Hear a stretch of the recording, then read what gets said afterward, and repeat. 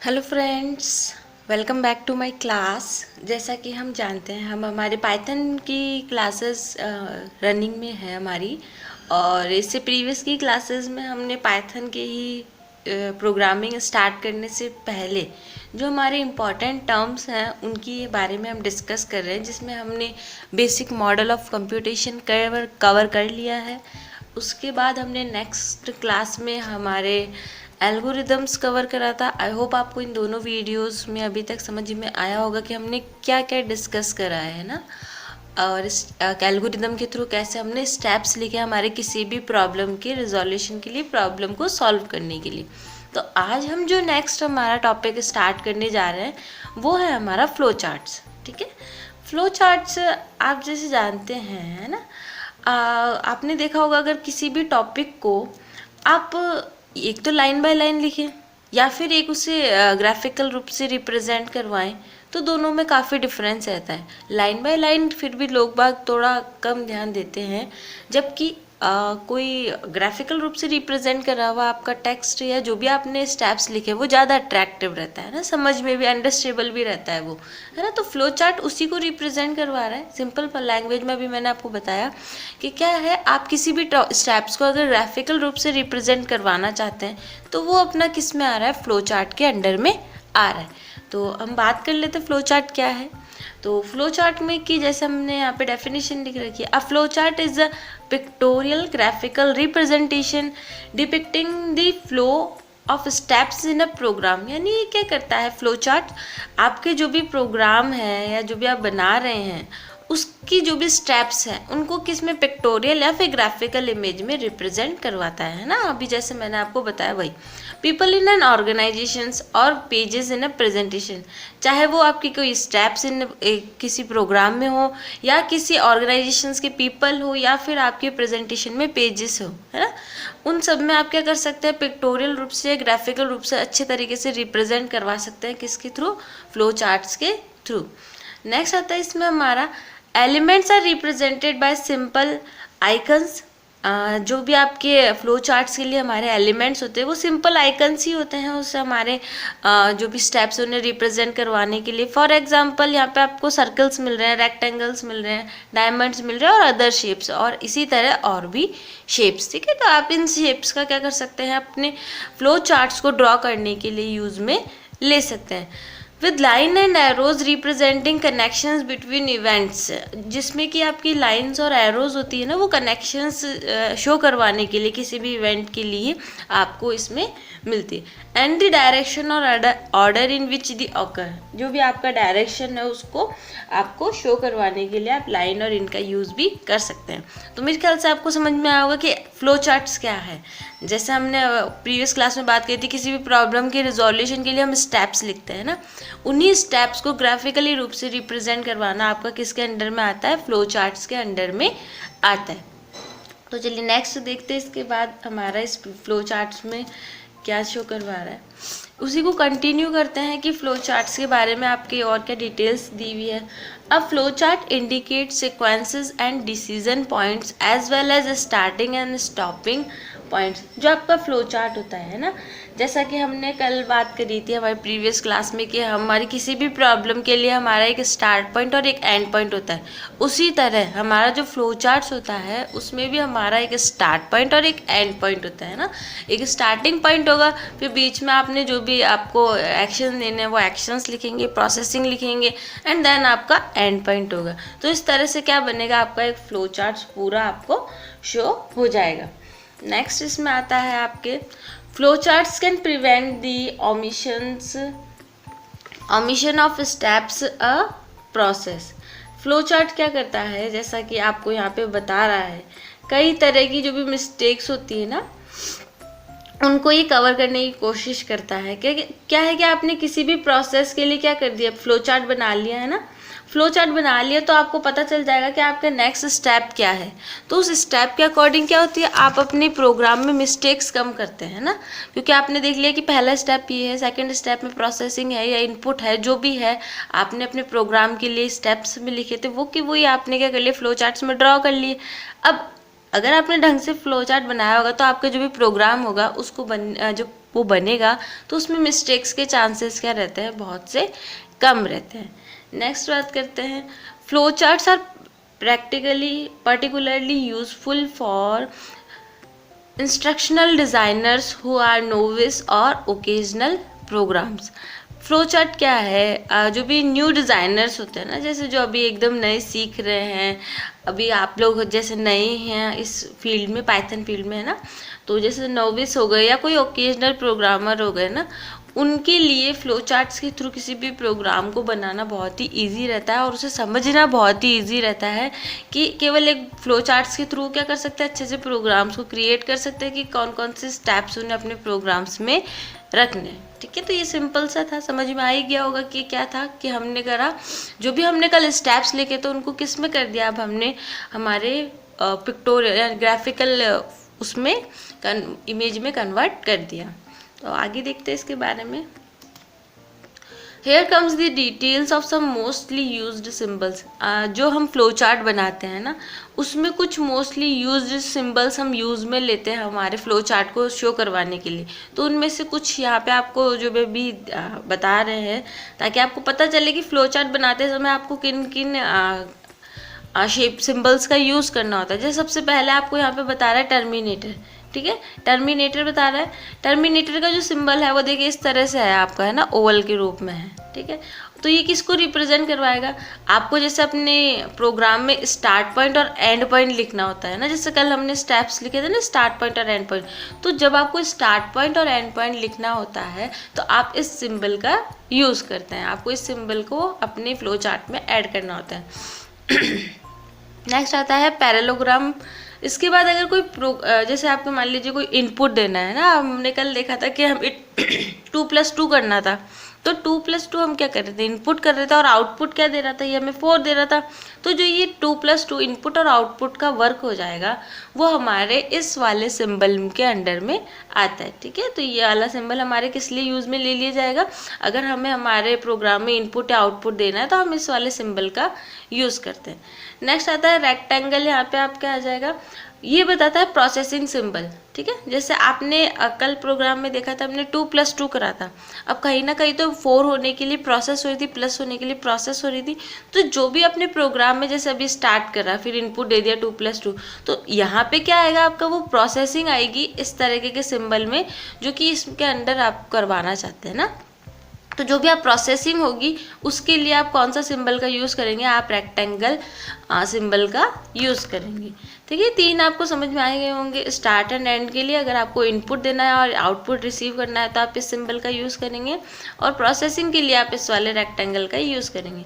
Then आ जाता है diamond का सिंबल्स। आपको कोई कंडीशंस होती है, डिसीजन बॉक्स भी इसे बोलते हैं, आपकी कोई कंडीशंस हो गई कि आपको जाना है, अगर आपका रिस्पॉन्स येस है तो इस साइड मूव कर जाए, अगर आपका रिस्पॉन्स नो है तो इस साइड मूव जाए, यानी इस बॉक्स में क्या होगा, कोई डिसीजन लिया जाएगा कि हाँ ये अगर मान लीजिए कि इसमें पूछा जाए कि ग्रेटर देन है या नहीं, है ना, कि मान लीजिए 10 ग्रेटर है 5 से, तो अगर कंडीशन ट्रू हो रही है तो ये डायमंड सिंबल यहाँ पे डिसीजन लेना पड़ेगा, तब वहाँ पे आप क्या लगाएंगे, यहाँ पे डायमंड का सिंबल का यूज़ करेंगे। अगर कंडीशन ट्रू होगी तो जैसे आपने इस साइड मूव कर दिया, फॉल्स होगी तो यहाँ पे आपने मूव कर दिया। ठीक है, तो ये सिंबल आपका किस में आ जाता है, आपके डिसीजन सिंबल के अंडर में आ जाता है।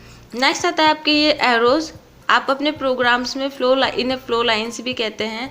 जो भी आपने अपने प्रोग्राम बनाया है, आपने ये अपना फ्लो चार्ट बनाया है, उसमें किसी भी सेकंड स्टेप पे जाने के लिए आप क्या करते हैं, आपके इन एरोज़ का यूज़ करते हैं ताकि आपके कौन से स्टेप पर आप मूव करना चाहते हैं वो आपको पता चल जाए कि नेक्स्ट पॉइंट आपका कहाँ पे है, उसके लिए आप एरोज़ का यूज़ करते हैं। देन सर्किल आता है, ये कहलाता है आपका कनेक्टर। ठीक है, this symbol is use to connect any 2 points of the flow chart. किन्हीं 2 पॉइंट्स को कनेक्ट करने के लिए फ्लो चार्ट में हम सर्किल सिंबल का यूज़ करते हैं। ठीक है, तो ये कुछ इंपॉर्टेंट्स आपके सिंबल्स हैं जो कि आपके फ्लो चार्ट में यूज़ में लिए जाते हैं। नेक्स्ट देखते हैं, एक एग्जाम्पल देखते हैं कि हमने अभी जो फ्लो चार्ट देखा है कि सिंबल देखे हैं, उनका एक एग्जाम्पल लेके देखते हैं। जैसा कि ये आपके क्या आ गया, एक एग्जाम्पल, जैसा अभी मैंने बताया कि अब हमने सम करना था a+2 का, कल हमें दो वैल्यूज़ का सम करना था 2 + 2 का, तो यहाँ पे एक सिंपल सा उसी का तरीके का प्रोग्राम है ना। आपने अपने प्रोग्राम को स्टार्ट करा, तो स्टार्ट के लिए देखिए आपने ओवल वाला ये सिंबल लगा लिया, इनपुट दिया रीड ए और बी, तो उसके लिए आपने ये वाला सिंबल लगा दिया। अब इनकी प्रोसेस हो रही है प्लस होने के लिए, तो आपने इसके लिए ये वाला सिंबल लगा दिया। देन आपके क्या हो रहा है, प्रिंट करवा रहा है, जो भी आपकी वैल्यू थी उसको प्रिंट करवाने के लिए हमने कौन सा सिंबल लगा लिया, ये वाला सिंबल लगाया है ना। और देन लास्ट में हमारा जो भी पूरा प्रोग्राम था वो स्टॉप हो रहा है, तो हमने यहाँ पे स्टॉप का ये वाला सिंबल लगा दिया। तो इस तरह से क्या करना होता है आपको, अपना प्रोग्राम के लिए जो भी आपने स्टेप्स लिखे थे एल्गोरिदम्स में, उनको आप किस में कन्वर्ट करना है, आपको फ्लो चार्ट में कन्वर्ट करना है। एक और एग्जाम्पल लेके देखते हैं, ठीक है। देखिए इसमें भी हमने स्टार्ट करा है और इसमें हमने एक डिसीजन वाला सिंबल का यूज़ करा है, ठीक है। इज़ इट 1:30 PM, अगर 1:30 PM हो गए हैं, है ना, अगर कंडीशन ट्रू हो रही है, येस हो रहा है, तो लंच प्रोवाइड करवाया जाएगा, है ना, प्रोसेसिंग हो वाला सिंबल है यहाँ पे। और अगर 1:30 PM नहीं हुए तो लंच प्रोवाइड नहीं करवाया जाएगा, है ना, एंड देन आपका स्टॉप का हो जाएगा, ठीक है। यहाँ पे कंडीशन वाली एक प्रोसेस आपको बताई जा रही है ना, सिंपल सा ही है। अगर अगर 1:30 हो गए हैं, यस कंडीशन ट्रू हो गई है, तो आपका लंच प्रोवाइड करवाया जाएगा, अदरवाइज लंच प्रोवाइड नहीं करवाया जाएगा। और ये दोनों ही कंडीशन सप्लाई होने पर, डिसीजन लेने पर फाइनली आपका प्रोग्राम क्या हो जाएगा, स्टॉप हो जाएगा, ठीक है। तो आई होप आपको समझ में आया होगा। मैंने आपको बहुत सिंपल वे में फ्लो चार्ट कैसे बनाना है उसके बारे में बताया है। नेक्स्ट आता है इसकी कैरेक्टरिस्टिक्स ऑफ फ्लो चार्ट, है ना। फ्लो चार्ट की कैरेक्टरिस्टिक, जैसा कि हम जानते हैं, काफ़ी अच्छा है, पिक्टोरियल रूप में आपको शो हो जाता है। आपको जो भी स्टेप्स फॉलो करना है वो आपको एक ग्राफिकल रूप से, कोई नहीं पढ़ा हुआ होता है उसको भी समझ में आ जाता है कि मुझे नेक्स्ट स्टेप क्या करना है। तो इसके देख लेते हैं। First, flow chart is the graphical representation and notations used to demonstrate the program control and flow graphically that makes the user more comprehensible and easy to understand। Flow chart एक graphically रूप से आपकी जो भी details है उन्हें represent करवाता है, और प्रोग्राम को कंट्रोल करके उसे शो करवाना हो आपको, उसके लिए, और यूज़र को बहुत अच्छे तरीके से समझने के लिए हम फ्लो चार्ट का क्या करते हैं, अंडरस्टैंडेबल फॉर्मेट में समझने के लिए हम फ्लो चार्ट हमारे लिए बहुत ही यूज़फुल रहता है ना। नेक्स्ट आ जाता है हमारा flow chart symbols do keep a certain definitions of their own to be use in a flow chart following with arrow symbols. Flow chart के जो सिम्बल्स हैं, है ना, वो सभी अपनी अपनी एक डेफिनेशन लिए हुए रहते हैं, है ना, जैसे कि मैंने अभी आपको बताया है। और जो आपके इसमें सिम्बल्स रहते हैं एरो वाले, वो सबसे ज़्यादा फ्लो चार्ट में आपका इम्पॉर्टेंट रोल क्या करते हैं, वहाँ पे प्ले करते हैं आपके पूरे प्रोग्राम को डिस्क्राइब करवाने के लिए। नेक्स्ट आता है इसमें, अब हम बात कर लेते हैं हमारे एडवांटेजेस की, फ्लो चार्ट्स के advantages of using flow charts. सबसे पहले आ जाता है हमारा कम्युनिकेशंस। कम्युनिकेशन, जैसा कि आप जानते हैं, किसी से बात करना। फ्लो चार्ट सभी तरह के, जैसे मान लीजिए कोई आपकी लॉजिकल सिस्टम है या फिर किसी भी तरीके का कम्युनिकेशन करवाना है आपको, है ना, अपना आगे मैसेज कन्वे करवाना है आपके सामने वाले पर्सन को, है ना, तो आप फ्लो चार्ट के थ्रू सामने वाले पर्सन को इजीली डिफाइन करवा सकते हैं कि हाँ हमने हमारा क्या प्रोग्राम बनाया और उसका आउटपुट क्या हो सकता है और क्या उसका स्टार्ट एंड एंड पॉइंट्स है, कौन कौन से स्टेप्स आपको आपके प्रोग्राम में रखने हैं। तो कम्युनिकेशन बहुत ही अच्छे थ्रू से तरीके से पॉसिबल हो पाता है फ्लो चार्ट के थ्रू। देन आता है इफेक्टिव एनालिसिस। अब जब आपने बहुत अच्छे तरीके से अपना वो फ्लो चार्ट बना लिया है ना, ताकि सामने वाले पर्सन को अंडरस्टेबल है, समझ में आ रहा है, तो वो क्या करता है, अगर आपने अच्छे तरीके से बनाया और सामने वाले पर्सन को अच्छे तरीके से समझ में आ गया, तो इससे क्या होता है, आपका टाइम भी बचता है और आपको मेहनत भी ज़्यादा नहीं करनी पड़ती। ऐसा नहीं है आपका प्रोग्राम में कोई गड़बड़ हो रही है या नहीं हो रहा, अगर आपने सही बनाया तो उसके थ्रू बहुत ही ईजी वे में आप क्या कर सकते हैं, अपना प्रोग्राम भी बना सकते हैं, जो भी पर्सन इस फ्लो चार्ट को दिखेगा। Proper documentation, program flow chart क्या करता है, बहुत ही अच्छे तरीके से डॉक्यूमेंटेशन के रूप में भी यूज़ में लिया जाता है, जिसका विभिन्न जो भी पर्पस होते हैं, जिन उद्देश्य होते हैं, उनके लिए हम बहुत ही अच्छे तरीके से, कुशल तरीके से हमारा फ्लो चार्ट बना के उनका यूज़ कर सकते हैं। प्रॉपर डॉक्यूमेंटेशन भी फ्लो चार्ट के थ्रू अवेलेबल रहता है। नेक्स्ट आता है इसमें हमारा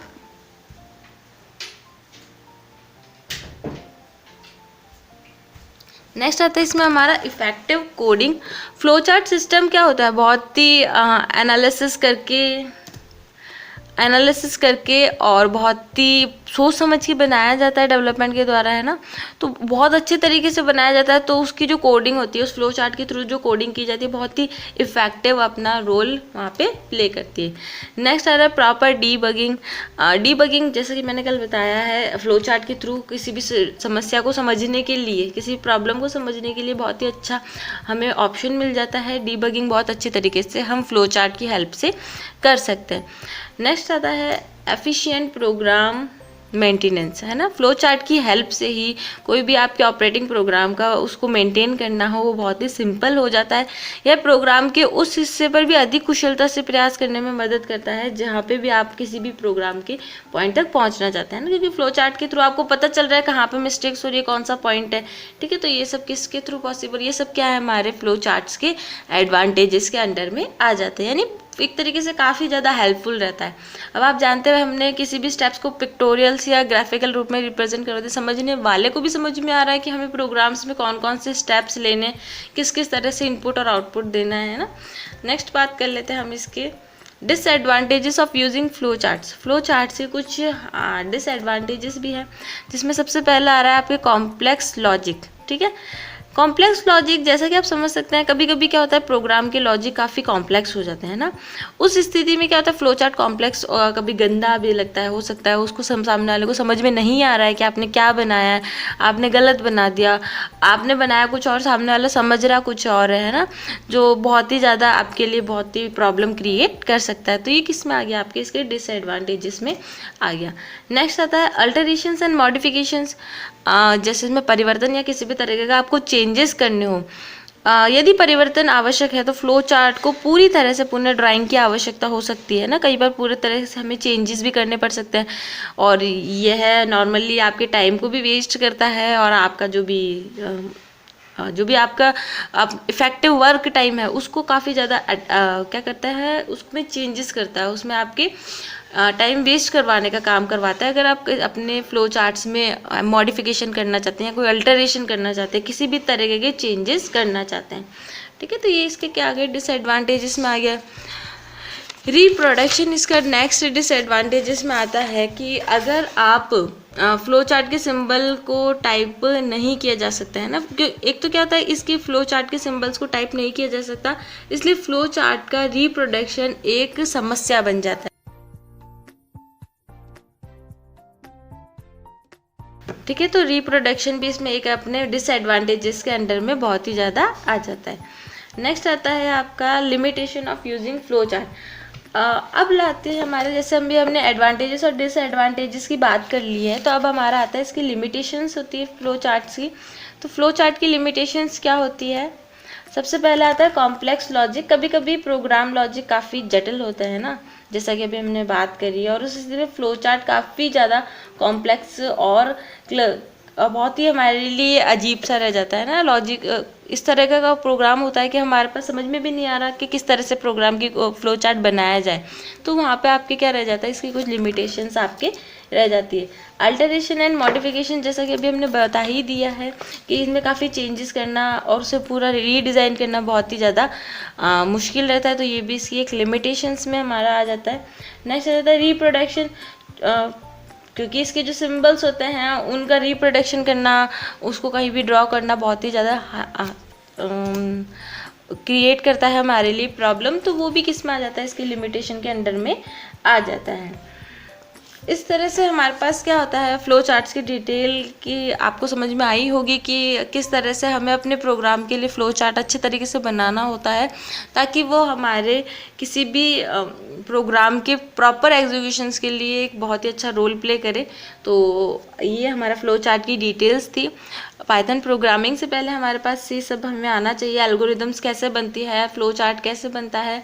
तो आज की क्लास में इतना ही फ्रेंड्स, मिलते हैं नेक्स्ट क्लास में, तब तक के लिए goodbye, take care, and videos को देखते रहिए, अपने फ्रेंड्स के साथ शेयर करें, और thanks for watching my video. Thank you once again.